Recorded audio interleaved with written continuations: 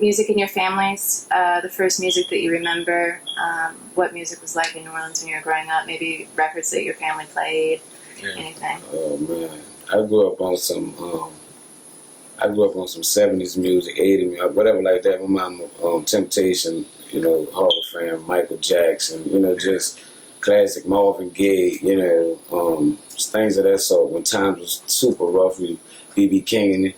Yeah, You know what I'm saying? So, but it was just blues. It was like that type of environment in my home. You know what I'm saying? Coming up, and it pretty much was the same thing for me. I used to listen to a lot of Reese, Marvin Gaye. You know what I mean? Roberta Flack, the same old, you know what I mean? Pretty much the same old genre of music, a lot of blues, a lot of soulful music, coming up within the household. That's pretty much what we listen to. And where did y'all grow up? What ward? I grew up, I claim Hollywood, but I've lived various places. I started out in the Magnolia, then I later moved to Hollywood, then later resided in the East. So, you know what I'm saying? But I claim Hollywood. That's the area that defined me. That's the people that gave me the upbringing of my morals or some of the things that I look at or some of the things I stand on to the day. It comes from the upbringing in Hollywood. So that's what I claim. Yeah, I came up right across the avenue from him in an area called the Gertown area. It's all pretty much the 17th ward, you know what I'm saying? And that's the area where I come up from. Gertown, but I stayed out in New Orleans East area. After we moved from up that way, my mom moved out here when I got in middle school. But my upbringing is the Gertown area. That's where I'm from. When I was talking to Truth Universal about doing this interview, he was really interested because he knew you both spent some time in the East, and since he did too, he's really, really interested because it's a story nobody really tells, and like the influence of the East and what that was like in terms of other things. It's okay. I was talking anyway. So can you talk about how maybe your first experiences or memories about hip-hop, both New Orleans hip-hop and everything else, like on TV and on the radio, and what do you remember? When we first entered the game, hip-hop was a joke to New Orleans. They didn't have really no major stars. People was doing hip-hop, but we was like more onto the East Coast, West Coast. We was looking at NWAs and, the Fresh Princes and, what I'm saying, and Ice-T's and Slick Ricks and people of that sort. Is like, that's where hip-hop was. Yeah. It was more like, it wasn't a reality for here. Like, we had a couple of groups that came, even when we used to listen to groups like the Ninja Crew, Sporty T and Gregory D, You're right. And all of them, and Buzz Down, and all of the rappers that pretty much pioneered and paved the way for us before we got in the game. We used to listen to a lot of them, but a lot of them we didn't even know was from here till a certain time. Like me myself, I didn't know. Like, you know what I mean?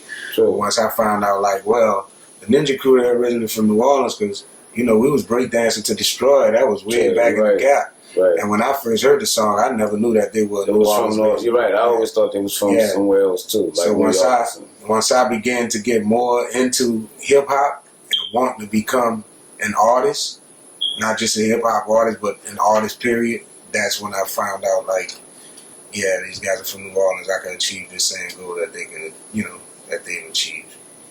So what, when you first started going to clubs, you were trying to seek out this music and go to shows, like where would you go? Where would these venues be? And who would you see? It started out as gong shows. Yeah, we was, when we started the game, it was gong shows or talent shows. Yeah. If you wasn't old enough to get into the gong show area, you mainly was going around the city doing every talent show you could possibly do. That was for high schools or anything. They had a big thing that they had to call a WLD talent show, and it was like a citywide thing. And I think Juvenile won it or something like that, like back in the game. Like, and that was like the way you could get your music, or get to the next level or whatever, or get exposed. Then they had this Bobby Marchand thing, which was called, he was doing these gong shows, and they had a big following with that. And we started entering things of that sort, and that's mainly how we was getting our exposure at that time. The Bobby Marchand gong shows helped us build our fan base, because when we first came out, we were just two guys that had just came together, and that just we had just so happened a lot of our music coincided with each other, so we just decided to go out here and just do gong shows and see if we can win. So pretty much we built our fan base off of doing a lot of those gong shows and talent shows and stuff like that. You know, a lot of people supported us because we was actually in the club with these people, you know what I mean, generating that fan base that we was, you know, looking for. You know. So what clubs would they have these in? It was the Big Easy. I mean, I entered on like 49.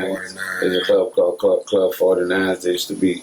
That's where all the I call legends from this city touch the mic. You know, UNLV, Lil Slim, Magnolia. You know, Slim. You know, which is called Soldier Slim now or Juvenile. You know, just everybody that was somebody like at the time was touching that microphone. Yeah. You know what I'm saying? So you know, that's where I first like started grabbing the mic at. I was like, my friends, we'd go to the club and I'd make a song with all their names in it. Lil JoJo, you know, popping everybody out, singing their name. They like, get on the mic. So they rooting for you, and that was the motivation right there. Just started out representing your area, your ward, you know, or your crew, you know, and that was good enough at the time. A lot of the bounce spots though back then. I mean, you had Big Easy. You had Ghost Town, you had the Big Easy, you had Big Man's, you had Newton's, you had 2001, all that. And clubs like it was a bunch of club sensations. Rumors. You had the T-Raw show, Sensations. You had Rumors. Yeah, you know what I mean. They had a lot of clubs to and pretty much when you go to all these clubs, these same rappers that he spoke about from the beginning, the Magnolia Slims, the Boss Mans, the Big Daddies, and all of that, you know what I mean? These people were in these clubs rocking these clubs, representing their neighborhood, like, you know, So what's your first memory, besides the gong shows and talent shows, what's your first memory of, like, having an audience that you felt was really into it and that, like, holy shit, this might be a thing? Gong shows. I mean, it was that era. It was even before a record deal. It was like, hey man, like, you know, we people. Gong shows was like this. You bring your people, and they supposed to cheer for you. Yeah. And that's how you win. So people bringing truckloads of people. Yeah. Man, come on, man. I'm rapping tonight. Yeah. Y'all they coming in trucks. They coming in vans. But to get to transform all those people to start cheering for you, even though they came to cheer for somebody else. That was the ultimate power right there. And we recognized it then. It was like, hey, man, we got something. Man, other people recognize labels and things of the sort. They started like, hey, this little group got a little pull with them, a buzz with them, and, you know. And that was mainly the draw. Like, you know. Pretty much with us doing those gong shows and, you know, rapping in the clubs, labels actually, like, came for us. Like, we didn't go to the label to search for a label. Like, they came to us because of the heat that we had generated on our own throughout the, you know, the nightclubs and, you know, within the streets and stuff. So it's pretty much like we put the work in to become that group, and from the beginning we always did have that appeal to the fans to make them draw to our music, like, you know. As a threesome, did that? No, I went to college in '94. Like, I was my first year in college. I went to Southern in Baton Rouge. I wanted to be in a band, so I went out there to do that. And then Kango and Prime is cousins. Yeah. And they did a song called "Thank You, Miss Lily" together, and it was a smash hit. Like, and I'm saying, like, I like it.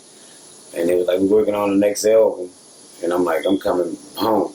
So I dropped my courses or whatever. Came back home. Look, I come home. At that time, it was, well, really, at that time, you know, he was concentrating on school and he was in the band and stuff, so which was a good thing, but our music career didn't really start really pumping until, like, he went to school. You know what I mean? As soon as he went to school, that's when our career started everybody started really getting on to Partners in Crime. We had became a household name by this time, you know, but he was trying to pursue his college career. And then when me and Prime did the song together and he heard the song, he was like, man, look, I'm coming back home. We about to get it going. Like, and here we are. Like, so one semester? Well, at that school, I still went to college and did more, but I left Southern. I did a half a semester, you know, at Southern, and then I did my rest at Suno and did it in New Orleans. But what year that was? That was in '94, like, you know, 1994 was my first year to college. Yeah. And you know, did that. But yeah, I come back and we did the pin, and Prime was like, oh, okay, me in the bag. So I was like, hey man, I like the chemistry you add to the group.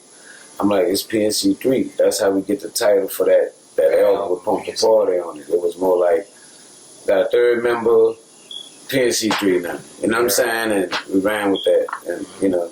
Yeah, it was. But originally it started off as me and Mike, two original members of Partners in Crime. Then we brought my cousin in because he played a part on that album. So we named it PNC3. So we brought him on board with us. You mentioned the band. What do you play? I played cymbals. I played trumpet too, but I was cymbals. That was my heart and passion. Section leader. I did good with that. Drum section. I played tenor. Yeah, drum section. And most of the drum section that was in high school with us, we still hang together till the day. Like it's like, yeah, we're all still friends. Still cool, all of us. So it must have been so quick because you all played Jazz Fest early. I mean, wasn't it like 94 or 95 that you played Jazz Fest for the first time? No, that was like, it was a little after that. After that, probably about like 97 around that time. Okay. Yeah, 97. They had But us in still, you know, just in the course of a few years, I mean, most people, you know, have a long career before they get to Jazz Fest. We made a song that we created a song called "Pump the Party" that was so big in this market to where it was like, you know, it's like still to the day, you know, you're gonna hear that wet and part. I mean, it still get played, like, you know what I'm saying? It's a classic song and it's New Orleans, like, and a lot of people like it. Some people I say, you know, Partners in Crime, they're like older people.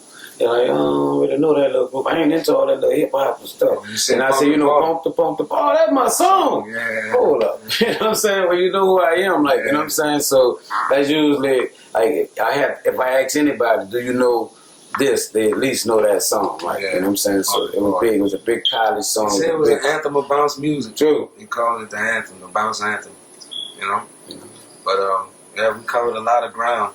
And it was a lot of hard work. I mean, when we look back at it, knowing that when we first came in the game, nobody knew us, and we had to pretty much go work those little backcountry towns, and you know what I mean, get our name known. We really went out there and did it. True. I mean, it's a blessing to say that we've been in the game 19 years, and we're still relevant. You know what I mean? One of the only original groups from back then. I mean, we are the only group that's still remaining relevant. Every year we're dropping music, and we're still, you know what I mean? We're still building that fan Still base. got kids 5, 3, 2 years old. Generations of I'm people. so attracted, you know what I'm saying? Still have little kids saying it's Think about older. it. We came out in 94. 93, really. We came out in 93, and we were a household name in 93. Think about the grandmothers that listened to us back then. The people that listen to us, that's grandmothers and grandfathers now. Think about their kids that they had that grew up with us, and think about their kids. You know what I mean? I have 3 kids in college right now. You know what I'm saying? They know all of my music. Even kids that's younger than them, kids, you know, 9th graders, they know my music. So it's like generations, and so many generations. And I believe in the end, that's what's gonna, you know what I mean? That's what's gonna make us stand stronger than ever, like, because of so many generations of people that know the music, especially being here home base and, you know, being one of the hardest markets to make it in. Yeah. That's very true. So I know we're skipping back and forth in time here, but can you tell us about how Big Boy came about, how all that started, and then we'll skip forward to Cash Money and UNLV? Big Boy came along. I was doing the gong shows, and then they had a guy named Sporty T that was he was from How to Go too. Part of the Ninja Crew. Yeah, Ninja Crew. So he was more like in the thing, and I was in it. But I was bringing these high school kids that was loving me. I had a girlfriend that went to this popular school, McDonald 35, and all these graduates or whatever would come to this spot. So when I get on the mic, they was like cheering for me like mad crazy. I used to win this gong show every time. So I was a cashier, and he came to my job. It was a job called Swagman's. I was a cashier, and he comes up to my job. He's like, "Hey, but you was the guy that be winning them gong shows." Like, I'm like, "Yeah." He was like, "Man, look, we about to start a record label, and I wanna bring you, you know, on." So I'm like, "Cool." So he came back he said, "What time you get off?" I told him. He came back and got me, you know, and then he brought me to the guy Chuck. I rapped for the guy Chuck. The guy Chuck said he's whack. Like, he the wackest rapper I ever heard. Get him out of my face. Don't ever bring him around again. Boom, cool. So I'm like, all right, kind of was mad about that. But then, like I said, they had the gong shows that was going on in this club, Big Easy. Yeah. So Sporty T said, "Look, man, he don't know the power y'all got. I want y'all to rap, at the Gong Show, and you know, like because they had Black Menace and Sporty T was gonna be that was Big Boy Records, and he was like, well, I'm gonna let y'all open up for us. So when we come on and we rocked it, Chuck was like, hey man, come to my office Monday, you know what I'm saying? Whoop. And that's like I said, we didn't really go to labels. Label came to us, like, and that's how that came. Big Boy was like, look, boy. And really the Cash Money thing came before that too. Because with us winning the Gong Shows, Cash Money, we had it started the Cash Money Friday. Cash Money Friday. So we won the Gong Show that Friday, and Cash Money wanted to sign us to the deal. So we just decided not to go that way. And right after that, Big Boy had presented us with the opportunity to sign with them. And we went on ahead and signed with Big Boy. Big Boy, yeah. Well, one question you always get asked, so we need to ask it, but I'm sure you just have the same answer for everybody. But UNLV and you all obviously had like a very, very famous beef and Pussy McCann and everything. Yeah. Tell us about that. It was. I want to let people know it was before the Pac and Biggie thing. Yeah. Because a lot of people do stuff all for publicity, hey, but this was before the Pac and Biggie thing, and we didn't live coast separated. We lived all uptown, and they lived in the 3rd Ward, and we lived in the 17th. That connect. If anybody come to New Orleans and find out how that road, that's like one street. You can ride down Washington and go through both wards. So we wasn't far from each other, but we had a beef that was just as big to me as a Pac and Biggie, meaning we had that kind of ragey war, like, you know what I'm saying? Like, where they had people that's like, I mess with them, I hurt you behind them. They had people like that. Yeah, they had people on our side saying, I rock with them, I hurt you behind them. It was crazy because what was crazy about it was really the whole beef behind it all was Cash Money wanted to sign us, and they were the only group that was over there at Cash Money. It was, you know, UNLV, like, you know. So with us coming over there, it was kind of like a conflict. Yellow and them, you know, they had their differences about us, you know, signing with Cash Money or whatever. So when we didn't sign with them, that's when, you know, UNLV decided to diss us. They asked us, and a lot of people always thought we dissed them first because we name dropped, because we said UNLV. Yeah, but actually they dissed us first because they had a song called Everybody's Jocking UNLV Style. Yeah. Now, Cash Money asked us when we didn't sign with them, they called us back and said, look, bro, it's cool y'all don't sign with us, but at least y'all can come like open up the show for us. So we open up the show, we do our song, we had the song on Ride and Roll It, riding around. He was saying somebody got to cut his feet up with truths and bows and all that, right? So then UNLV comes up and they like, hey, everybody, they got trying to be like us or whatever. Then they come out with this song, Everybody Jocking UNLV Style. Then they talk about bragging to your boy about the truths and bows. They purring at us like, we looking like, what? Yeah. So Kango, he was young. Kango was in the club like 14, 15 years old. 15. Like, so he was too young to actually be in the club. I was old enough to be in there, but he was young. Kango, we 4 years difference, and he was too young to be in there. But he was like, look, man. I'm like, look, we're going to get out of here or whatever. We left the club that same night. I came up with the idea. I called him 4 o'clock in the morning. Look, we're going to change the definition of their name. Yeah. The U is going to be for unknown. No, it's for nothing.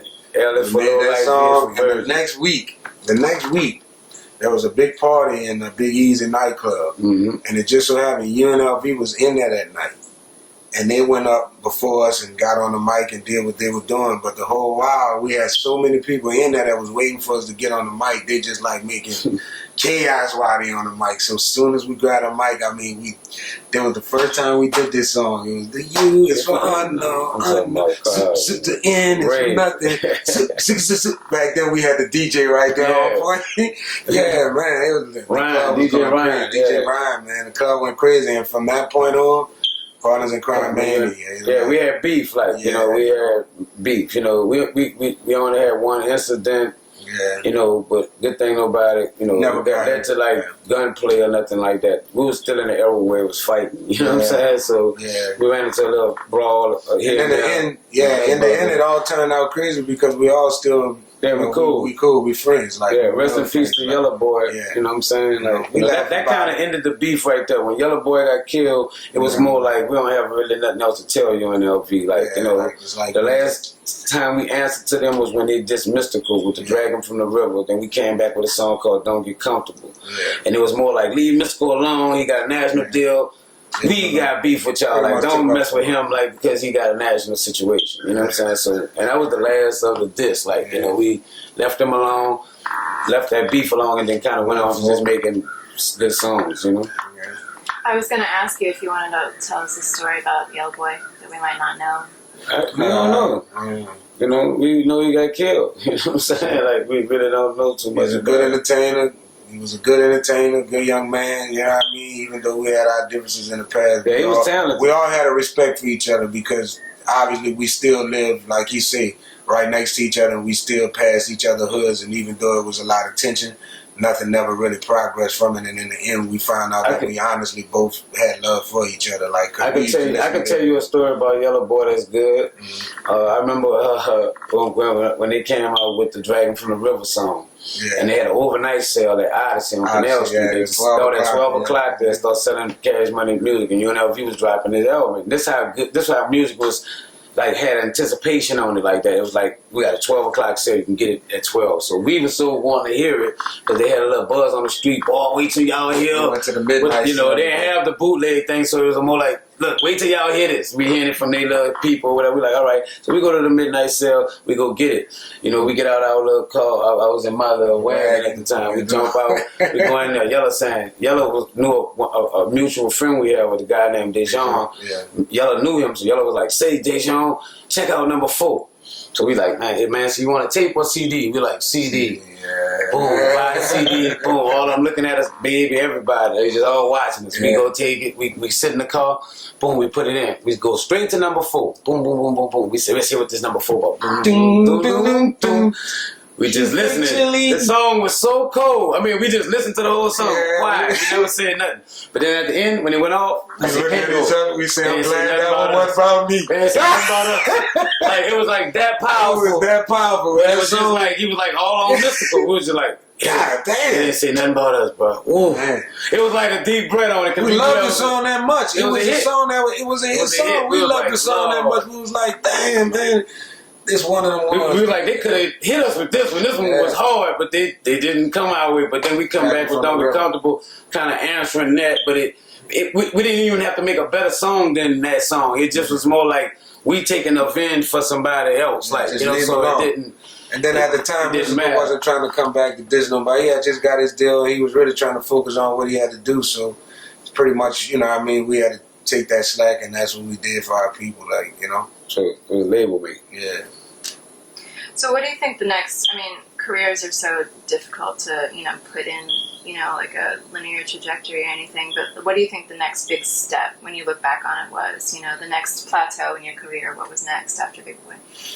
After Big Boy, it was on us to get out here and get on our own, because we had learned so much from the Big Boy experience. Right after the Big Boy experience, we both felt like it's time for us to get our feet wet and do something for self, like, you know. And we had been getting royalty checks, like, and I want to know that, like, people don't understand that part again. Partners of Crime and getting royalty checks from the first tape. Yeah, we were getting royalty checks. You know, like, we was getting checks for that, like, you know what I'm saying? A lot of those cats back then, they really didn't even understand what a royalty check was. They just was so caught up into being a rapper and going to the clubs and the girls liking them, and, you know, they making a little show money, but, you know what I mean? We knew how to count royalty checks. Like, we knew how much money, almost to the cent. Like, we was that good with the royalty side of it. And we had a guy, and we also had a guy that was on our side by the name of Rob Shaw. Yeah, true. You know what I mean? He was one of the owners of Big Boy Records, and he also managed us. And one thing he did do with us, you know, he's the one that took us out here to create that name for Partners in Crime in all these country towns when there was no money being made, you know what I mean? And he also instilled that knowledge in us while we was on that road. This is what you got to do. You got to do this. You got to do that. So after the Big Boy experience, we pretty much was ready to jump in that water and get our feet wet. And Rob Shaw pretty much played as our protector. If anything was to go wrong, he looked out for us. Like, you know what I mean? I'm here to make sure that, you know, I can make it right for y'all. So pretty much we stepped out there in that water, and that's where we started South Coast Music Group. Yeah, we was partners with Rob. A lot of people thought that we was kind of just an artist, but we wasn't. We was more like a partner with him. We was getting a percentage of that company, like, you know, but we brought together like a nice crew of people. We went out and got Fifth Ward Weezy and Miss T. And Miss T. We even had a little Slim on our Slim that was with Cash Money. You know what I mean? Back in the early 90s, he was a Cash Money artist. We even had him on our label. Yeah, when we true. started South Coast. You know, so we was building a nice little force with that or whatever. And at that time, we dropped Primetime as a solo artist. We broke him off from the group. Yeah. Like to be like, look, stand as a solo so we can have a lot of depth with the label. Like, more longevity, because look at it like this. We're look at it as a regional group, whatever, you know what I mean? Throughout the southern region, we have that name, but we knew we couldn't drop Partners in Crime albums twice a year or either once a year, because after so long, I mean, you only can, you know what I mean, drop so many. So we didn't want to oversaturate the game with ourselves. So that's why we always drop an album probably every third year, you know what I mean? We'll work one album for about a year and a half or two, and then we'll drop another one, you know what I mean, and so on and so on.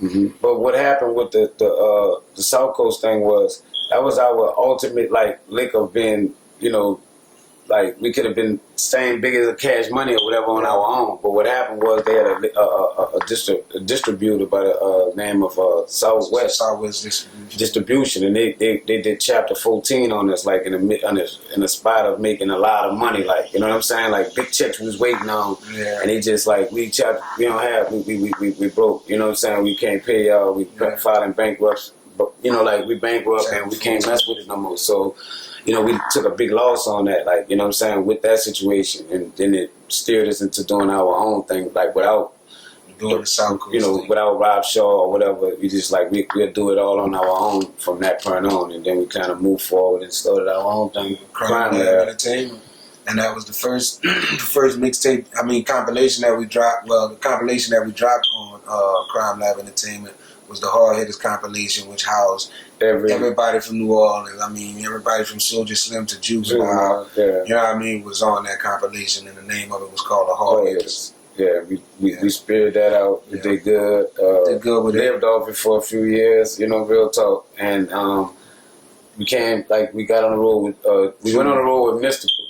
Mystical first, doing the Shake It Fast. Like when Mystical was doing the Shake It Fast, we was on the road with him. We'll open and we'll do the show with Mystical, like, or whatever. So we toured the world with him, went to Jamaica, went to Virgin Islands. We've been all over the United States multiple times, you know what I'm saying? And then we later inked the deal with UTP Records with Juvenile when he left Cash Money and started the UTP brand. We was one of the artists that he signed aboard, and we dropped the album with UTP/Rap-A-Lot, which was called the Club Bangers album. And it was during the storm. It was during the storm, so it was a real funny time where to even drop an album because so many people was displaced and people didn't know where they were going to be at. So we even worried about music. So kind of like that, we got caught in a funny shuffle at that time or whatever. Left that situation alone. Our contract was up with Juvenile. Started our own imprint, which we have now, which is called Hits International. Which is not like actually a label, but it's more like a network because we have an online store and we have an online radio station. So we don't just house artists, we house any artists that have like good music or whatever, and you can store it on our store, they can sell it, they make 80% of the revenue, and you know, and we have a radio station where they can actually get the music heard as well. So and over here we don't really sign artists, but we bring them through a development stage. A lot of artists that we mess with, we don't even have them inked to any deals or anything like that, but we help them go through a development stage. If we take any likeness in any artist and we feel like this artist has it, you know what I mean, we work with them to even help that become even more brighter, you know. So you kind of answered my next question. I was going to ask about your first national tour and what it was like to, you know, go from, I mean, you were really, really regionally famous before you ever did this, but to go from that to, you know, a full-blown national tour when everybody's just flipping out about, you know, the New Orleans sound and New Orleans music. I mean, what was that like? Was it just kind of mind-blowing? I mean, how? It felt good to me. It's an accomplishment to say that me and my partner worked so hard all of these years, you know, and we never signed, like, you know, we never was like that major group that was on a major label, but on that scale, we have been around the world just like those major artists, so it's a blessing, and, you know, those are the blessings that we count, and maybe that's the reason why we keep going. We stay humble in what we do and just keep pushing, you know, because we know that there is something out there that's bigger than any of the stuff that we're going through right now, so it's all amazing to us when we take that ride, you know. True. You all have a sound that is very unique, and the records hold up. They don't sound dated. You know, you play those first records, and they sound like they could be something that's coming out now. Yeah, they really It's an exchange of energy. We learned that from young. We knew whatever we was doing in the studio was going to project over the people. So we knew then, like, if we was having fun, we had to have, if we're going to make a fun song, we got to be in a fun mode. Energy through the music. Yeah, we had to, if it's emotion, if it's a sad song, we try to, like, find that mode, like, for it. Like, we know we trying to give you something, like, you know what I'm saying? So we never... we take our time with music. Real talk. We talk. We think about the fans. They like to feel like this, and so all that play a part. Like the people, stuff people tell us, like, just what they saying now. You gotta add that in there. Like all that play a part. So we try to get the people what they love from us. And that's what I guess key part is the crime thriving and making that type of music because we keep the fans in mind. Real talk. And you have a really unique sound. I mean, it's bounce, it's rap. You've got a lot of R&B influences. Singing, playing. I mean, it really does sound. Listening to the records like they're made from real musicians who have played a number of different instruments. We take pride in our music. We really take pride in it because we know that is the key. Good music. You know what I'm saying? Yeah. If you make good music, you can. It's no limit to how far you can go. Everybody loves good music. So what about the 70s samples? You've done with the Let the Good Times Roll, with the Earth, Wind & Fire samples, you've done a lot of that stuff. So what was behind those ideas? I guess just the upbringing and listening to all of the old soulful music. And, and wanting to do that type of stuff. I mean, I listen to so much, it's so much different music I listen to. I don't shut out nothing. I don't care what it is, what type of music it is. I always listen to it, and I find myself within it. You know what I mean? I may not like the rock, the heavy guitar riff, but I may love the bass line. And, I just love all music, and I guess I feel like I am music. Mm-hmm. And that's what I project. And you got to see us in the studio one day. Yeah, it's a conversation that turns into a reality. Like like we talk songs into reality. We gotta make it, and it's gotta be wop wop wop wop. And then he's and we don't just think inside the box. We are all the way outside the box. You know what I mean? True. I went to it was Miami 2 weeks ago, and I sat in the studio with some producers and a couple of label people. And when I walked in there, they had a certain perception of what they were gonna hear. So when I started playing the music, I mean, everybody's in there just walking around, and one of them, honestly, the guy asked me, he said, "Who's the white kid singing on the song?" And I'm like, "What white kid?" He's like, "That's you?" And I'm like, "Yeah, dude, this is me." Like, he's like, "No, this your voice doesn't project like this to me. I'm so sorry, man." You know what I mean? And I'm like, "Yeah, this is me." Like, so our range of music is so out there. We're all over the lanes. We're not in one lane. We're all over the interstate, People now tend to think of bounce and rap as two very, very different things, or at least a lot of writers do. And if you agree with that, it certainly seems that it didn't used to be that way, that it used to be a lot more kind of blurry, the lines were blurry. How do you think that's changed from when you started till now? I mean, bounce started off as a lot of chants. It did start from that. But through the years, it evolved into something else. We started putting a lot of rhymes and stories to ours. You know what I mean? And that's the difference. That's one of the changes that we brought to the game. Right now, where it's at, you have bounce that then spawned off to, what you would call, sissy? What would you call it? Just sissy. I don't know what to call it. I don't know. It's bounce. It's just a form. It's bounce music, but, I guess you could call it, I would call it like sissy bounce. That's what they would label it as, like, you know what I mean? Because it's a little different than what we do. We do a different type of bounce. If you listen to our bounce music, it doesn't sound the same, but it still have the same feel to it. So bounce has spawned off into so many different... I mean, it's just expression, like, you know what I'm saying? And that's what those people want to express on the song, and that's bounce. It's the beat. It's all bounce. The beat, bounce is this thing called a beat. If they ask any female or whatever, they gonna actually put the beat on. You know what I'm saying? And that's bounce. You know what I'm saying? Now they add that beat to everything. Beyonce song, everything. Anything they like, they're gonna make the beat go to it, and that's what it becomes a bounce song then. You know what I'm saying? So actually, if you wanna label what bounce is, it's just adding that beat to whatever you're doing. Yeah. You know what I'm saying? And anybody could have a bounce song. No matter what kind of song it is, it could be a Garth Brooks country song. True. If they have the Trigger Man beat to it, it is bounce now. Like, yeah. You know what I'm saying? It's just like go-go. If you take our music and put a go-go swing, it's now go-go. It's a go-go. You know what I'm You're going to say that's a go-go song. Yeah. Because if it add that element to it, you know what I'm saying? So that's pretty much what bounce is, you know. And then different people express what they want on bounce. Yeah. We tend to rap on it. Yeah. You know, I remember people used to be saying, how y'all can rap on that bounce beat? I found a rhythm on it, and I'm gonna say something that makes sense to this hook, and that's a song, like, you know what I'm saying. So that's pretty much what we did with bounce. Like we was kind of like finding a way to rap to it when everybody thought it was complicated to do. Yeah. And that's what that's what, you know, that's, but whatever they do to it now is just how they feel. Or It's just they another express form of it. Yeah, you know, it's still bounce, like, you know. That's why I say it's just bounce. You mentioned Katrina. Can you tell us a bit about the music scene here before and after the storm? Maybe what's changed, any changes that you've seen in the scene or the sound of things or what people... It got real political after the storm, Yeah. like business-wise, like, you know, I would say.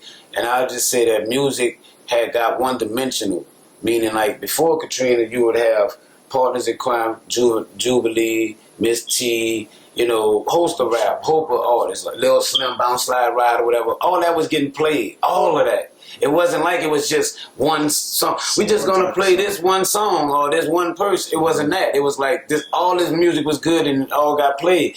When after the storm, it's like it went to a level of They like, tried to control it. look, we only playing. We playing this because this what they like, and we don't care what you like. It had got real funny, like. They started forming these unions and stuff. and we only After play the this. storm, play everybody this. wants to say we're gonna unite nobody back, so we're gonna be the ones to bring this together, and you know, and it just was all messed up because instead of them really forming a union and bringing everybody in as to where everybody can eat off the music, everybody's getting played and preserving the New Orleans history and the culture of the music, they just try to preserve it for themselves, which was kind of like, you know what I mean? It's just... If people saw opportunity to make that situation out of money for them, and it became ugly, like, you know what I'm saying? So it got so political that good music starting to fade. Like, it's starting to be like anybody can get it in if you know this person or whatever. It don't have to be good music no more. Like, you know, and that's what the game that started. That's deteriorating it to me, like, to some level, because it's losing, you know, what's good about it. You know what I'm saying? Not saying that some of these songs still come across good, you know, but, you know, there are a lot more of them that I've heard that should have been, and it's not just Partners in Crime songs, there's other songs. I'm like, man, that song should be pumping, bro. Yeah. And it's no support on it, so it's funny, like, you know. Do you think there's such thing as a New Orleans rap sound, New Orleans hip hop sound, and if so, how'd you describe it? Yeah, Bounce. Yeah, bounce. I mean, besides that, though, like going beyond bounce. I mean, everybody else gonna sound like Yo Shorty, What's Up God, son. But when they rap, like, I mean, they don't have a original. The only person that had original rap flow to me was like Soulja Slim. Like right now, like that's the last of them to me. Like, because everybody else is sounding like somebody to me. Like, oh, he sound like Lil Wayne, or he rap good, but he sound like this dude. It's like, nah, it's no original. Like, you know what I'm saying? It's like, who has the original flow? And he sold our dialect, meaning like he didn't get away from, you know, like how we talk. You heard me? And like all that was in it. Like that's what made Cash Money so big in the world. You know, Woody. Like that just went crazy. Everybody heard country boy, Woody. Like it was like I was like, what? The dialect. Like, we from the South, right? New Orleans, but Baton Rouge is 45 minutes away, and so on, right? But everybody sounded like from that point on. Yeah. You know, like they drawl is the same. New Orleans have its original tongue, like it's different, like, you know what I'm saying? So, you know, like I said, they don't have too many rappers that stick to that. Like they gravitate to how other people talk to make their music. If Drake is sounding proper, a lot of rappers sound proper now. They're pronouncing every word. They don't have our dialect no more. They're getting away from it because they say that this may work. You know what I'm saying? So, So it's, in terms of New Orleans sound as music, it would be bounce. But in terms of rapping, we would have to tell by the dialect. Yeah, would have to really hear. I mean, they got a few rappers doing it, but none of them have blown up yet. Like, I still have rappers that talk without what slang. Like, right now, Nut the Kid still sell New Orleans dialect, like, you know, and he's on 50 Cent. But he still have to make a successful song and still be, you know, show us that it's great. You know, show the world that it's great. And once he could do that, then, you know, that he'll probably have that tongue from New Orleans that's making a difference, like, you know. Your favorite song of yours? Favorite song of mine from the group, Partners in Crime. Mine is this new song. She's bad. I like this song. That's hard for me. I like it. It's hard for me. I like a lot of them, but yeah, you know, it's hard for me. I like a lot of them, but my song that I like just right now, that's just, She's Bad. It's like, I like it. It feel good. It's got the beat. It's the right elements.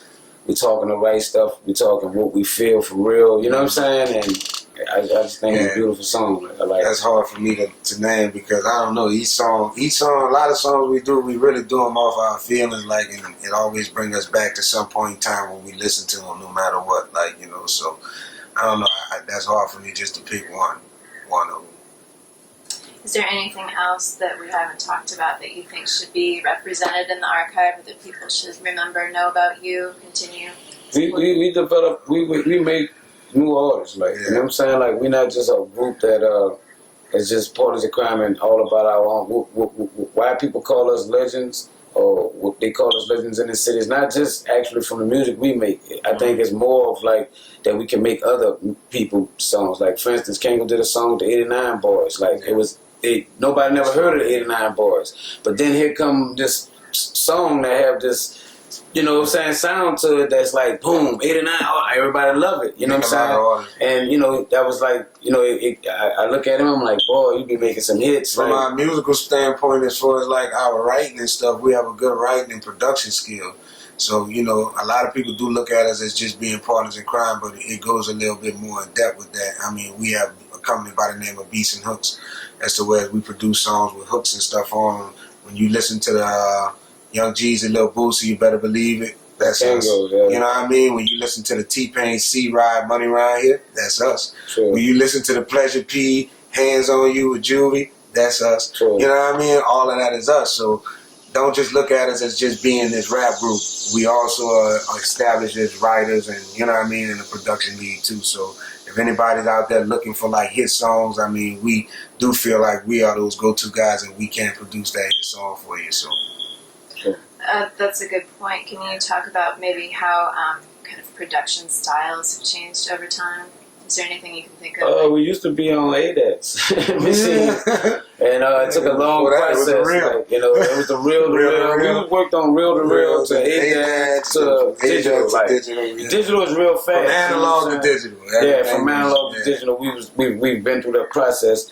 But I like digital because it's real fast. You know, I still think analog is the best sound. You know, the real is the best. You know, you can't get realer than that. You know what I'm saying? But then you go to this digital, it's like a fast process. Yeah. You know, you can do a lot of tricks. A lot of people could be fake rappers, you know, like, or whatever. Because the way it works is like, I could be, start me again. Like, you know, you just add, like, it's like my daughter, anybody could do it like now. It's like became that with digital, like, so it's hard to see sometimes. I have to go to concerts to see who's really the real true rapper or whatever, performer or whatever sometimes. Because in the studio, they make this, the way they work now, almost anybody could be good, you know what I'm saying? Get them on stage and then they don't be that person. So, you know what I'm saying? You know, that's the difference. Your songwriting process? Me, myself, I just like to sit down and think. I don't really write. I do a lot of thinking. Sometimes I may go, I ride on my bike and just think, and that's how music comes to me. And this guy was doing this before we even heard of Jay-Z doing it, and before we heard of Wayne. I was amazed. When I met him, I'm talking about when I first met this guy, my first thing to him when I heard him rap, I told him, I said, "Hey, bro, we're going to be rich, bro."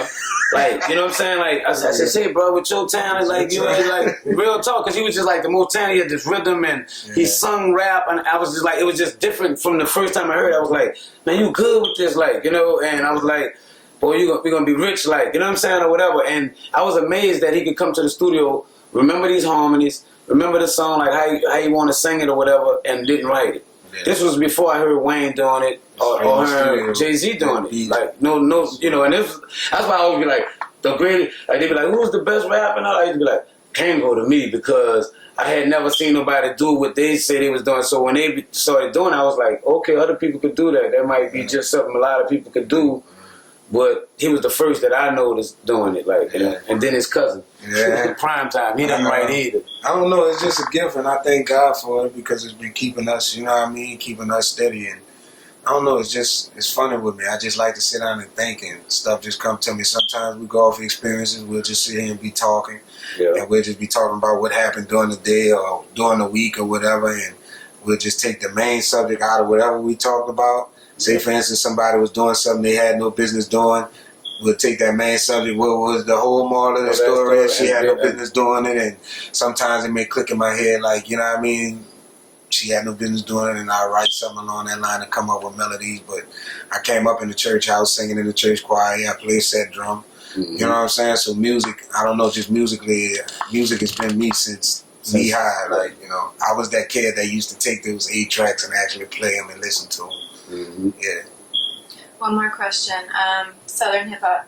There's a new book out that claims that, you know, all hip hop is Southern, obviously, because, you know, before it was in New York, it was here, and, you know, the roots of hip hop are all here. But can you talk about Southern hip hop over time, what's changed, and the contributions that Southern hip hop has brought to the rest? Originality, man. You know, a lot of people from the South wasn't on those sample beats. We was on original beats. Mm-hmm. You know, we created original sounds. You know the Memphis sound when you heard it. You heard the Houston sound when you heard it. Like, we created, and it was sounds, like, you know, and they contribute raw music to me. Like, you know what I'm saying? It was raw lifestyles. A-Ball and MJG was giving you stories of a pimp lifestyle so vivid. You know what I'm saying? That, you know, I wasn't hearing nowhere else. Like, you know, and it was like just the walk. You know, New York was like, when we was listening to New York sounded far away and it sounded big. And the stuff that they talked about sounded mob style, movie style. Like, you know what I'm saying? But then it came to the South and we started talking about gangsters that I really know.